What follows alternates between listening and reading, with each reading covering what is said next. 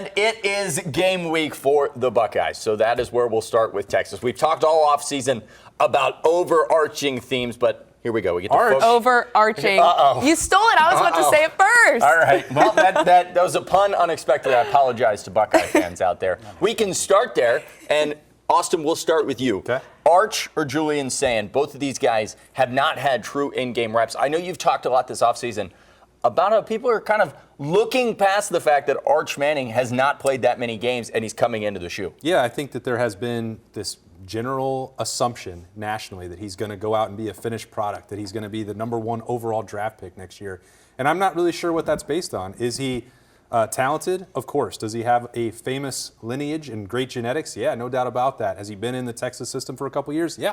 All those things are good for Texas. They're good for Arch Manning. But playing 2 games does not necessarily prepare you to go into the horseshoe for a season opener against one of the best, most talented defenses in the country and one of the most electrifying atmospheres that you're going to find. For whatever criticisms there might be about finding new ways to liven up the horseshoe and bring more juice and more excitement and rally towels and all these other things, 4 big games, you're still not going to find anywhere that's more intimidating than the horseshoe. For a 1-versus-2 game, it's going to be crazy to be in it, and for Arch Manning, that's all going to be very new. So that's going to be true for both guys. There are going to be new things that they're facing. I don't particularly expect either one to look like a finished product or a first-round draft pick on Saturday. Okay, all right. Well, Dane, I'll go to you. Ohio State named Julian this past Monday, and they named him to get him those first-team reps, to get him ready for what's to come on Saturday. As a wide receiver, how important is that for an offense to gel? How important is it to have one guy in the huddle making that call and getting used to that, knowing what's to come against the #1 team? I think it is important. I downplayed it at first. I was like, I trust the staff. Take your time, make your decision. And as I told you when we were off camera, I hold my takes very lightly. It sounds like it. I mean, it took no swaying at all. I can be convinced I was like, that's a really good point. And it does, because we assume from the outside that there is more of an understanding within the building of who's who. Like, we viewed it on the outside as, oh, they know who the starter is, but it's just not being leaked to us. But, I've been part of a quarterback transition before when I was at Ohio State, and we didn't really know. It was just we were told one time, like, here's who we're going with. We're going with Terrell this week, and let's do it. So I think there is a lot of value in that, of just setting the environment for your team ahead of time with, this is our guy, this is who we can expect to be back there, and get everybody focused on the game. Real quick, following up on that with you, the leadership element, how important was that for you guys in that locker? Because we've heard that so often this offseason. With that quarterback change, did you see it in the locker room? Did you see Terrell kind of stepping up and you started to feel this is the guy? Because that seems to be what happened there with Julian and Lincoln. It happens gradually. Okay. It can't happen just by naming him, especially in a battle is a little different than switching midseason. Midseason's really tough. In a battle, even you're not going to know in the first couple weeks. These guys haven't had enough time with actual games that matter, feeling the actual season. Camp is one thing. I think Ohio State's really lucky to be in a position, though, that they don't necessarily need their quarterback to be the vocal leader. Mm-hmm. They have a lot of guys, they have a lot of veterans coming back that have been in that role that they can lean on. So I don't think there's a huge press for him to be that guy yet, because he's young. Eventually, yes, you do have to be that leader. Okay, so Nicole, I'm going to put the ball on the tee for you. If Julian does not have to be the vocal leader on offense, in your eyes, who can fill that role? Brandon Inniss. There we go. I didn't hit it out of the park. Brandon Inniss. We have talked about him all offseason, all camp. And I agree with you, because I think everybody says, I know, That's the shocker. First time. He's never heard that in his whole life. I do Good for agree you, with you, Dane. though, Dane, because everybody thinks QB1 has to be that guy. When you look at a guy like Will Howard last year, I mean, Arch Manning, they rally around him. Julian Sand, he has leadership qualities. I don't think he's going to be the vocal leader. I think he leads in other ways. I think a guy like Brandon Inniss, the moment you see him out on the field, he's got the energy, the juice. When you ask any of his teammates, they're like, that dude, he's crazy, but they love it. He brings that hype around the locker room, and you need different kind of leaders to really rally an entire core of guys. So yes, different kind of leadership, but if there was one guy on that offense, it's Brandon Inniss for me. He has all the leadership qualities. Okay. We're walking in on Texas now here, Austin. Their defense, they've got a lot of names. They've got a lot of guys that are on preseason watch lists. We know about them all. For you, I want you to pick one that you're going to be watching every play to see where he's out there. I mean, you have to find where Colin Simmons is on Yeah. every single snap. There's no, he's so far above everyone else athletically on that Texas defense that's the key. And so it's not even find him on every snap. It's like all the different ways that Texas could use him, the same way that Ohio State might use an Arvell Reese or a Sonny Styles or a CJ Hicks, all the names that we've talked about, Matt Patricia using them. Texas can do the same thing with him. He goes back to, all right, is everyone ready on this front when we talk about the depth of Ohio State's offensive line? It's not, is Austin Serveld going to be ready to win matchups over here? Is he ready? Is Luke Montgomery ready? Is Carson Hinsman ready? Is Tigra Shabola or Philip Daniels or Ethan Onyano or whatever configuration we see on the first snap or as the game goes along? There's going to be different pressures coming from different levels and a lot of different things that Texas will do schematically. The benefit for Ohio State is that they have seen this before. It happened 8 months ago in the Cotton Bowl. They have prepared for it. They won't be surprised by it. There is an, I think, interesting dynamic in this game where both teams, this may be breaking news to some people around the country, have to replace double-digit starters. No, just Ohio State. But Ohio State... That's what I've heard, just Yeah. Ohio Just State. But Ohio State also has to replace an offensive coordinator and a defensive coordinator. And I actually think that might be somewhat to their advantage in this game because they already have a pretty good idea what Arch Manning and what Steve Sarkisian are going to be doing and also how that Texas defense will try to attack Ohio State. There's a little bit less certainty about what that might look like for Julian Sayin or Brian Hartline or certainly Matt Patricia on the other side. All right, Dan, from the mind of a wide receiver, you're out there on the line. Carnell played against this team last year. Brandon Ennis played against this team. Jeremiah played against this team.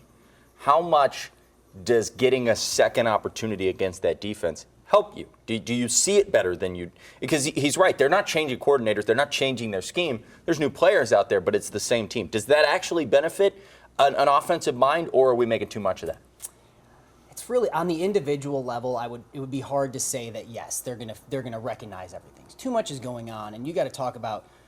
This is at the college level. So many things can change. You're really focused on doing your job. You seeing tendencies that you knew from a year ago, maybe not so much. I do think as a team, though, you benefit hugely from how you executed in that game. I think regardless, everybody, and the narrative has been, as it should be, we're not defending champs. We're going out to win this one. But there's still something that it carries. There's something that will be in those locker rooms. Both will know what happened last time. So now that's nothing, and I don't think Ohio State's ever put themselves in a position that, hey, we're going to take this one lightly. But I think just how they executed in that game, regardless of it's the X's and O's or seeing something you recognize from last time, the confidence you take from that, I think they still ought to feel like going into this game, this is ours to lose, and they've got to come get it. All right, Nicole, one big change is Brian Hartline calling the plays for this Buckeye team. We don't know how much Ryan Day will be involved. In your eyes, what does that look like for Hartline, and how, I don't know if worried is the right word, but growing pains out there for the first quarter and a half or so. How much is that going to be a focus in your eyes? I'm not worried. I don't think worry is the right word. Growing pains is a great word to use because you cannot expect Brian Hartline to go into Week 1 game against the Texas Longhorns and have it down pat 100%. He has circled this game on the calendar. He knew he was going to face Texas ever since he got the gig. So that's not going to be a secret. And it's not like you're bringing in some guy who does not have the experience really in with the offense. He was in not only the offensive side of the thing, but he was within the program. So he knows these guys. He knows especially how his receivers operate. I'm not concerned with him not knowing how to do it. I think the thing is, how much control is he really going to be given that first game? Like, how much is Ryan really going to say, take it away, buddy, this is all you? And I think that's where the pressure, the stress can come in, because we're talking about it standing here.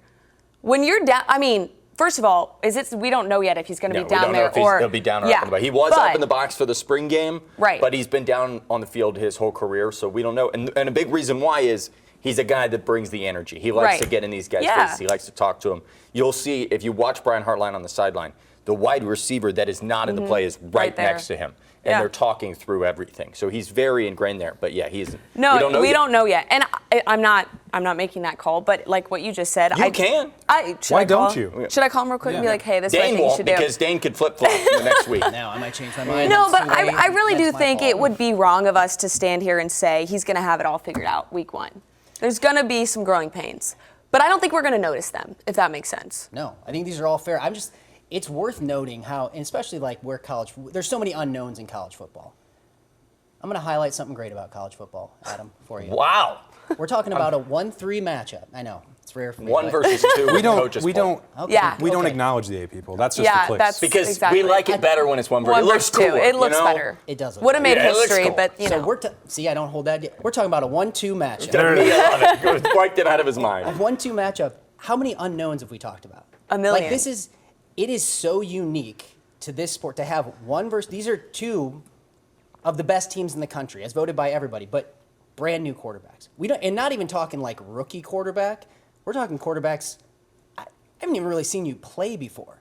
It is like such an exciting environment. So even just way zoomed out, you have the quarterbacks, you have the offensive coordinator. We don't know if he's going to be on the field. We don't know. There's so much we don't know. And these two heavyweights, we're going to figure it out. We're doing it live. Yeah. We're gonna figure it out. Doing it live. Doing it We're gonna live, figure it out baby. live. So, I mean, I think that's something that is so unique. The NFL can't capture that. A lot of other big sports can't capture that. That is a uniquely college football thing. So, credit where credit is due. A lot of falters in I'll college get football. you. Just trying to. I'm going to give each person a chance to speak here on this matter. We'll get out on this one. You just talked about the unknown. I'm going to give you future schedules forever. Austin, I'll start with you. Do you like scheduling this week 1? I mean, the excitement's amazing. The build-up is amazing. But I think you and I can both agree that who we see on the field in the shoe on August 30th is not who we'll see even, when they take the field in Washington. So do you like the idea of let's kick this thing off, much like they did with Notre Dame a few years ago? No. I think the scheduling model is broken across college football. It doesn't make any sense for the Big Ten to have 18 teams and you only play 9 of them to crown a champion, especially as we move to the future of automatic qualifiers and whatever it's going to look like for expansion from 12 to 16 to Dane's preferred model of every team in college football getting a spot. It's the worst model anyone's ever heard of. Look, You'll come around to it. I am excited that Ohio State is starting the season against Texas, that it is 1 versus 2 in the coaches poll. I think that that's awesome. I think the Big Ten has to get to a point where it is playing at least 10 conference games, and maybe 12 would be my preference. If you're going towards this model and you're going to play more teams once you get to the postseason, then you might see the intersectional stuff that we love, a Texas or an SEC opponent, Alabama, Georgia being on the schedule in the next couple of years. But and it doesn't matter what I think, because we're all going to be excited to be there on Saturday. It does matter what you think. No, it doesn't. Because if you asked coaches, It doesn't. they would. What would Ryan Day say? What would he want? Yeah. He would want 2 opportunities to get his team ready for one that truly matters at this level. And preseason football is not going to exist in college football, nor do I think that it should, Dane. But if you're going to start having these games like that exist outside the realm of conference championships and AQ status, like they probably don't have any real value. Dang.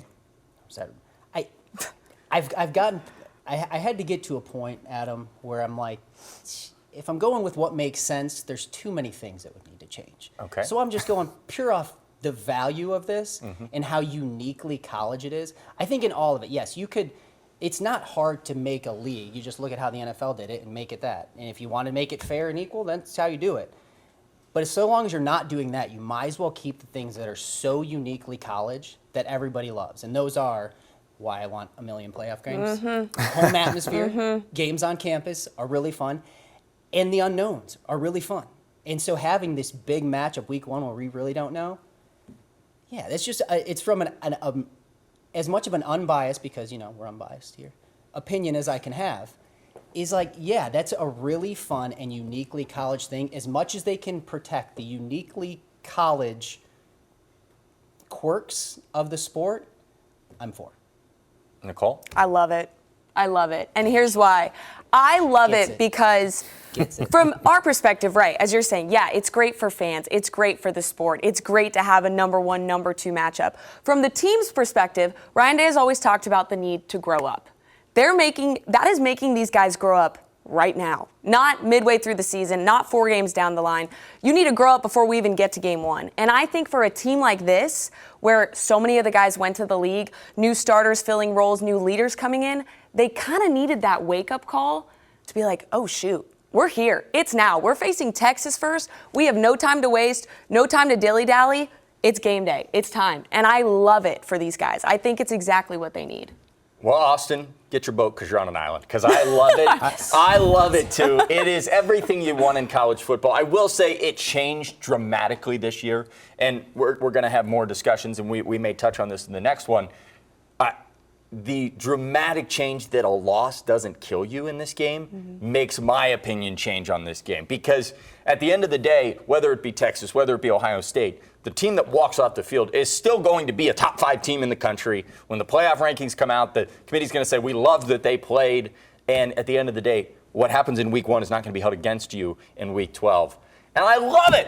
We get You to guys, see. oh, We so love it. you all love exhibition games. That's great. That's You know very what? cool. I'm trying to It's add some not an value to the exhibition. schedule. I hate. You just told me that it I doesn't hate- matter if you lose. I hate devaluing the regular season, but that is only if you're telling me that like a loss to Purdue ends your season. That's college football in my eyes. That's electric.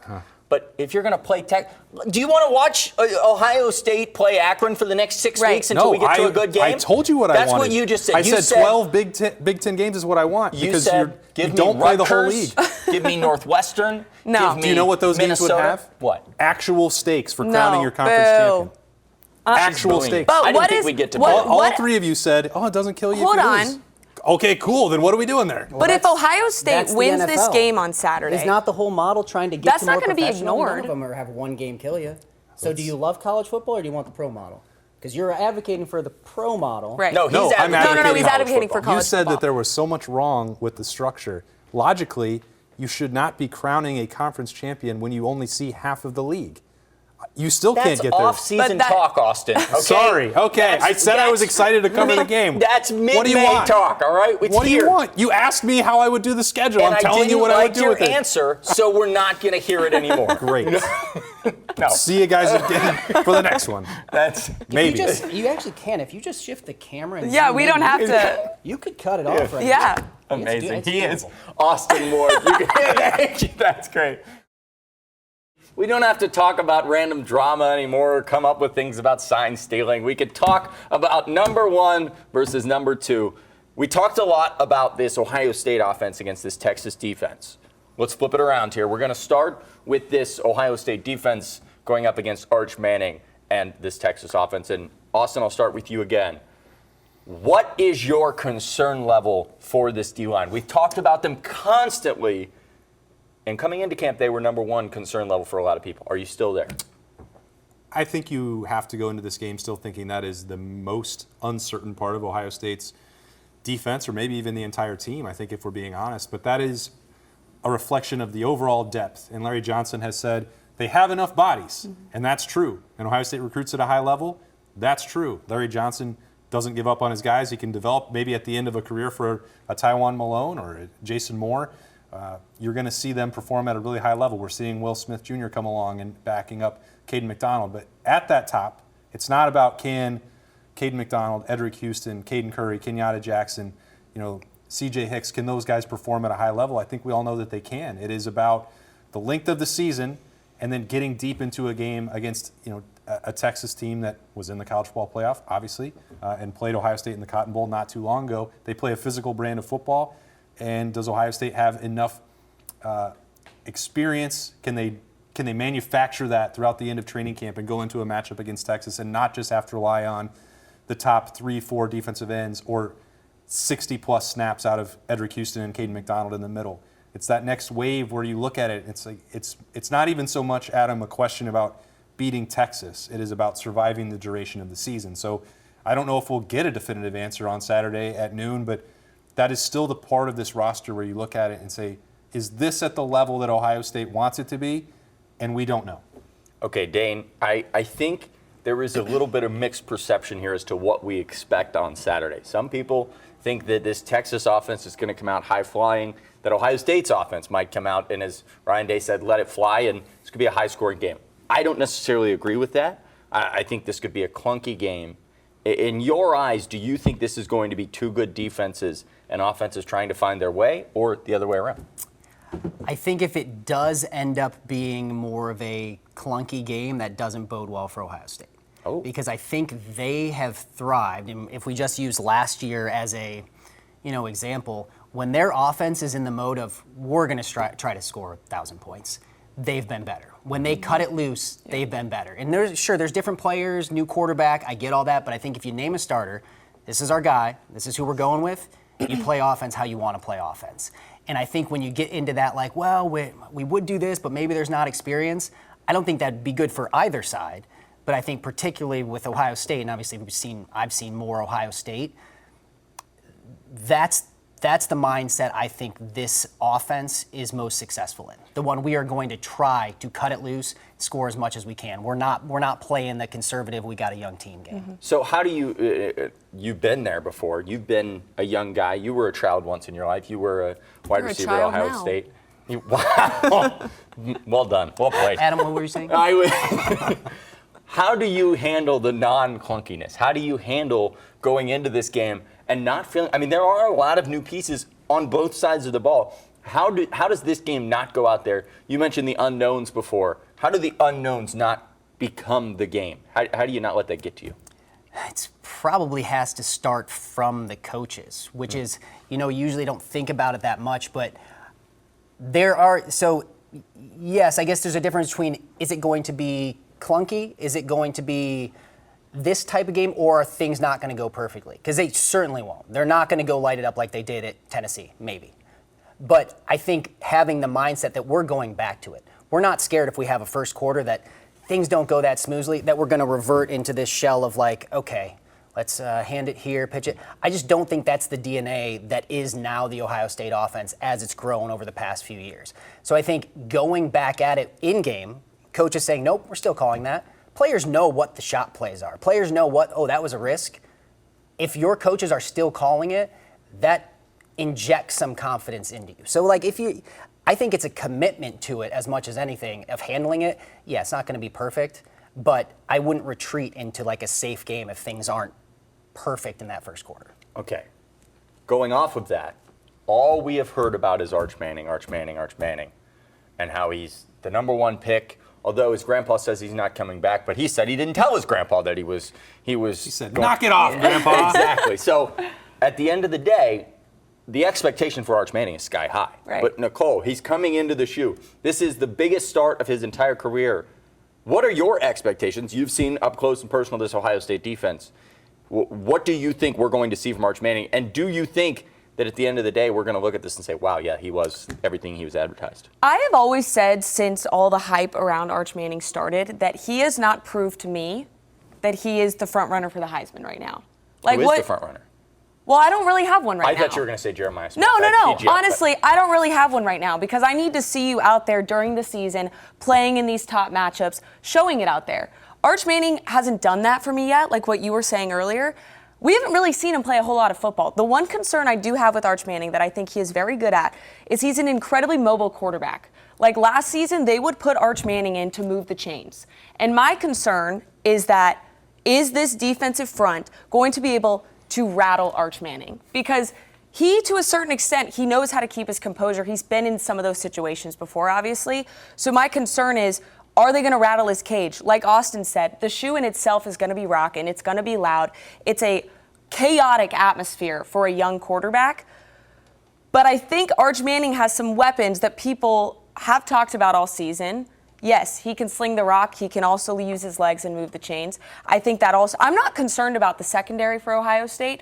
I'm concerned with, is this defensive front going to be able to rattle his cage? I think what's important to keep in mind, Nicole, not just for you and Adam, but when we talk about the defensive line, for being a concern or depth, Ohio State does not have to pressure with the defensive front alone. Yeah. So if I say that is still the biggest question mark for Ohio State, why do I still feel so strongly that the Buckeyes are going to rattle Arch Manning, that the situation lends itself to an Ohio State victory? They can use Arvell Reese to do that. They can use Sonny Styles to do that. They're going to disguise coverage with Davis Igbenos and Jermaine Matthews and the best defensive player in America in Caleb Downs. It will not be solely reliant on a traditional four-man front winning matchups against, by the way, a Texas offensive line that has to replace 4 starters, and one of them got hurt during training camp. So that matchup may well be just even between those guys. So then it becomes on the margins. Is Arch Manning able to be an expert with his accuracy and make the correct reads and decipher what Matt Patricia is going to do Does Davis Igbinosun cut down enough on those penalties that that becomes a non-factor? That Jermaine Matthews, is this a coming out party for him in the secondary? Is Caleb Downs, where is he going to line up from play to play? All of those things are separate. The defensive line is part of that. But when we've maybe been hyper-focused on that in Columbus, that's sort of what we do. But if you look at the big picture and the 7 guys behind that, Dane, like that's where the next challenge really becomes, because this is the best secondary in America, in my opinion, at Ohio State. And that linebacker group with Peyton Pierce, Arvell Reese, and Sonny Styles is going to be dynamic. You took the next question out of my mouth, which is, do you think we're going to see all of that schemed up in game 1 here? And I'll go to you, Dane. New defensive coordinator. The talent is there for this defense. They know it at every position. The linebacker room is unbelievably talented. Think back to where we were just a few years ago when that was a question mark. But Matt Patricia, this is his first game. He's taking over. He's just trying to implement his new system with these guys. I think back to Jim Knowles, 3rd down. It was Lorenzo Styles running over the middle, 60-yard play because Jim Knowles blitzed. That is the problem you can get into in the first big game trying to implement your system. How much do you talked about on offense, let it fly. How much on defense do you want to see Matt Patricia go out there and just let go of the leash? Yeah, I like it on both sides. Yeah. I do, because whether we like it or not, these type of games in our current world of college football aren't life or death. I want to see them go and try to win it, not try to not lose it because we are young or this is our first time with, the real bullets are flying here. I think for every one of those scenarios where you're like, oh yeah, we blitzed and we got burned, you could look at Oregon last year. Okay, we didn't necessarily blitz and got burned. Like there's ways you can play too conservative, bad. Too aggressive, bad. Sure, I would, with a new team and wanting to instill that, you're setting the tone for the season here, I'd rather have to back it off than just go into this game and kind of be we're implementing. Like it's a 1 versus 2 matchup. Implement last week. I would pull the cord this week. When you play college football in Madden, are you running 4 verts every play and all that? I'm a DeBomb guy, yeah. Okay. NFL blitz. It keeps the energy up. It helps my team believe in me more that I'm going to make the decision necessary. So yes. Players know the shots. The players know the shots. I love it. I will say this is on the other side of the ball, but going off your offensive let it fly, I would love to see first play of the game, Julian saying, boo, bomb. Let's start off strong. Speaking my language. That's what I want to see. I want all. to see that. Think about the statement that would be made with something like that. They dialed up a tunnel screen for him last year, and that very nearly broke for a touchdown too. You don't have catch to. Okay, here's what you do, but just have him throw it all. We just want to see the arm strength. Like just really intimidate I'm them with learning that. more about myself. Drop right here. back, throw it just as far as you can, out the back of the end zone. But I just want to get the stadium fired up. Yes. I can't believe Dane played for Jim Tressel. Like, I know it. He's like, let it fly. I've got all these pent up risks I want to take. I'll say anything. Ask me a question. I'll give you a real answer. Do it. I'm learning more about myself here because you just said that. And I thought, oh no, please no. What if it gets intercepted? And that's everything Dane does. Of course, but like he's saying, you can't play scared. Yeah. Okay. I'm having an influence. You can on the Buckeye offense make terrible coaching decisions. Let's not be not educated about it, right? No, but you can play a little, in my opinion, a little more aggressive on offense because of this Buckeye defense. I think this year this Ohio State defense is 1,000% going to be the shining star of this team, and that's saying a lot considering the best player in the country is on offense. But Nicole, I'll ask you, the shining star of the Silver Bullets is Caleb Downs. How much do you think we get to open our eyes and see him closer to the line of scrimmage in the nickel, playing different roles as opposed to just kind of being out there as the safety? Well, that's why I think last year he was just kind of out there, and obviously he was a difference maker, but he kind of, I don't want to say lost in the weeds, but all eyes weren't always on him. Obviously he had interceptions and those big time plays where everybody was like, oh my gosh, it's Caleb Downs. But this year, he really deserves the credit and he deserves to kind of play to his strengths. And that's been Matt Patricia's thing ever since he got to Columbus. He said, my players, I'm going to coach them to their strengths and they're going to play to their strengths. And Caleb Downs is a great example of that. put him all over the field. Let him go. Like, I like a lot of my hand Cooking? motions today. Yeah, you're He's cooking. going to be cooking, okay? No, but seriously, I know Caleb Downs and Matt Patricia have a great relationship. I mean, every time you see them come off the practice field, they're talking to each other. They're whatever they're saying. I obviously am not listening, but whatever not? they're saying to each other. What kind of reporter are you? Well, what do you want me to go Get like some- this? What are you yeah. guys saying? A little eavesdropping.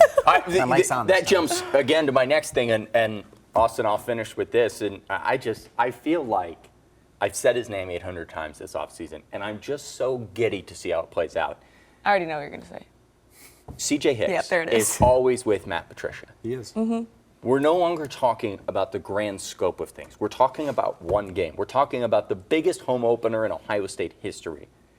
How much do I get to watch CJ Hicks play football? You're not defensive coordinator. I want you to tell me, break my heart right now, Austin. Do it. There are going to be games where CJ Hicks is featured prominently. Is this going to be one of them? I don't know. We get to Saturday and find out that answer, Adam, because I do believe that the way we have to think about defense and depth charts with this new era with Matt Patricia is going to be different. It is going to look different from game to game and week to week and probably even drive to drive. And that sounds like I'm avoiding your question, and I promise you I'm not. Well done. Because He's if leading Texas you on. wants You to go wanted out, him to just break your heart. Nice. if Texas is going to play in like heavier personnel and try to run the football, that's probably not the game that lends itself to C.J. Hicks versus playing, Bo Atkinson with his size or Caden Curry and Kenyatta Jackson is going to be out there every snap. If you'd said, I'm very excited to hear what KJ is going to do this year, I'd say, well, get ready because he's going to play 60 snaps. Well, I am excited to see that, but I know I'm you are. confident on that front. I know you are. I think there's going to be games where C.J. Hicks plays 15 snaps, and I think there's going to be games where C.J. Hicks plays 45 snaps. What is it going to look like against Texas? I don't know. We're not going to get the game plan handed to us, but I think we can make reasonable guesses that if Texas decides that they want to try and throw the football with Arch Manning, then the solution will be to bring pressure. Who is one of the best players on Ohio State's roster athletically, with an attacking mentality, disrupting in the backfield? It is C.J. Hicks. So if that's the game that they want to play, then we're going to see him. If Texas decides that they need to have two tight ends on the field and they need to run the football in this game, then we probably will not. That's not a knock on him. That's just when we go back to the first question you asked about the defensive line, they have enough components.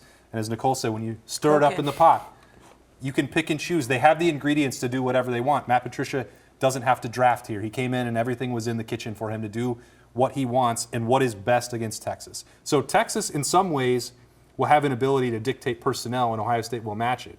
I don't think you want that to be the case in every game. As Dane said, if you're going to get more aggressive and go out and issue the terms to your opponent, then maybe you just say, hey, we're going to come after the passer on this play. What are you going to do about it? But from week to week, I don't know. And it's the same thing with Caleb Downs. Mm-hmm. Is he going to be playing a big nickel? Is he going to be in center field?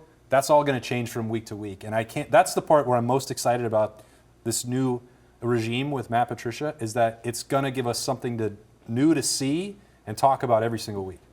Yeah. Okay, we'll finish with this here.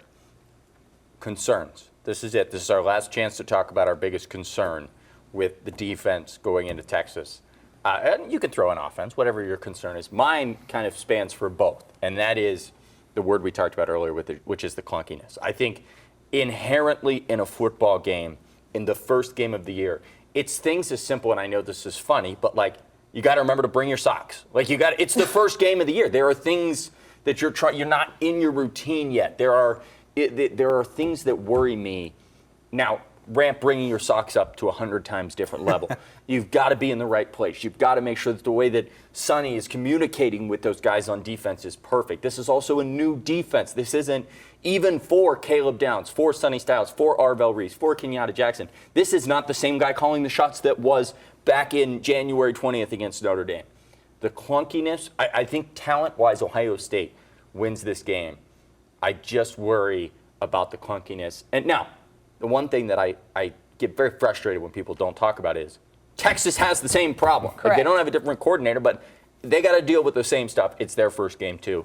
Nicole, I want the clunkiness to get out of the way, and then I think the Buckeyes' talent wins over. What's your biggest concern? I don't like clunkiness either, but I'm going to go to the other side of the ball. Dane, how do you feel about clunkiness? Not a fan of clunkiness either. Great. I could do without it. All right. Okay, Now- great. I'm glad we're all on the Agreed. same page. I'm going to go to the other side of the ball, and it's a pretty obvious answer, but I think it's one that needs to be said.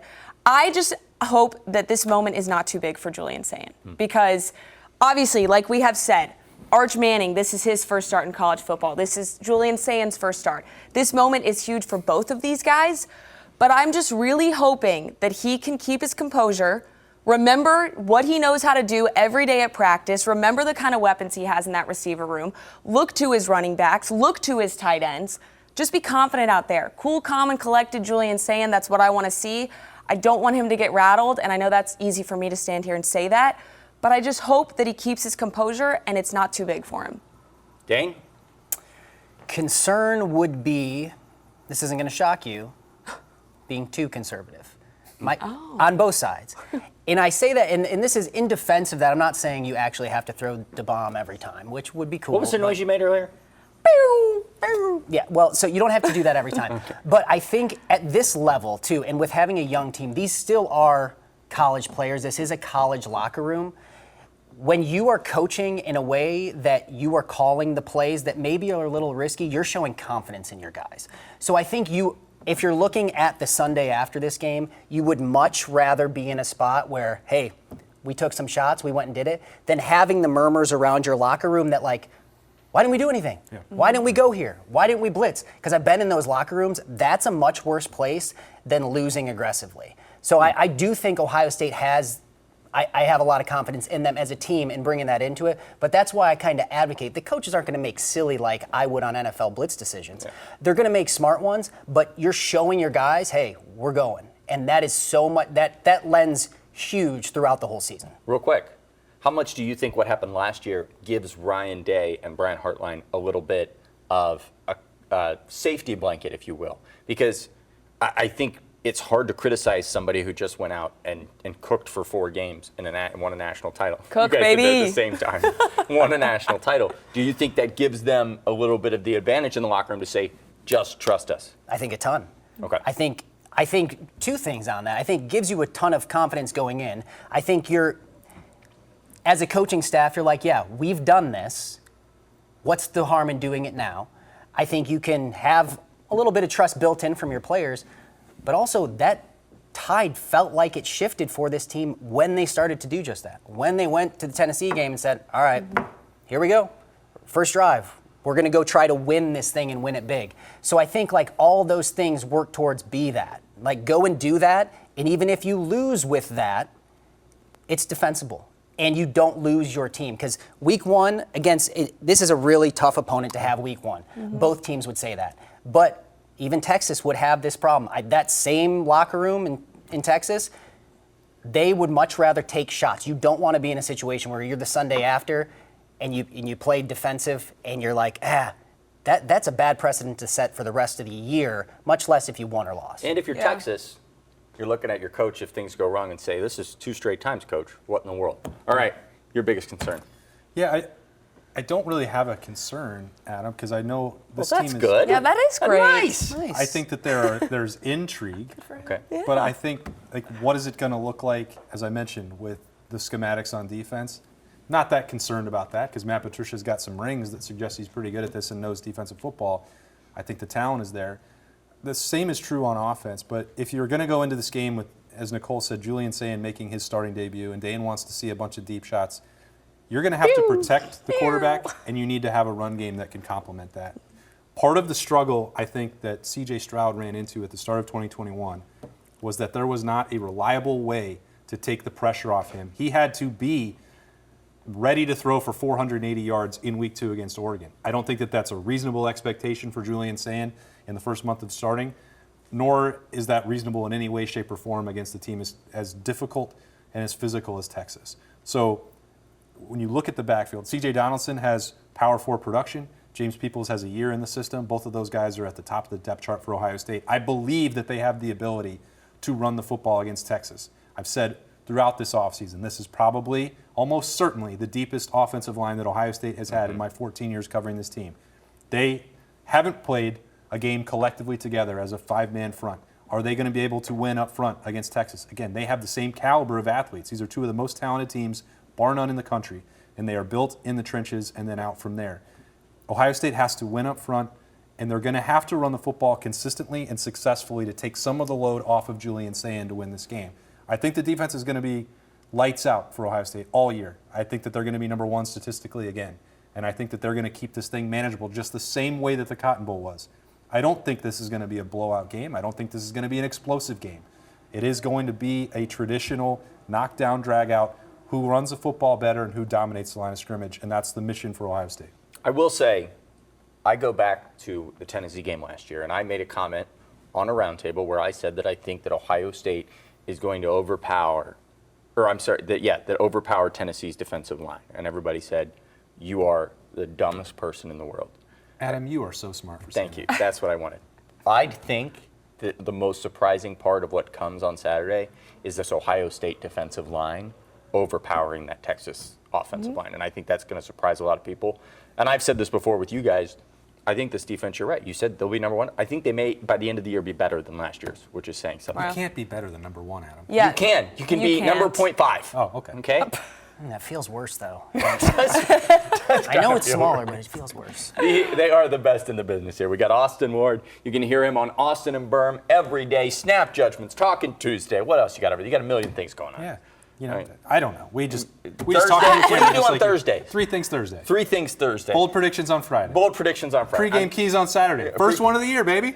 Pre-game keys, and then The Notebook, which people love. That's a solid movie. He is Dane Great Sanzenbacher, former star Ohio State wide receiver.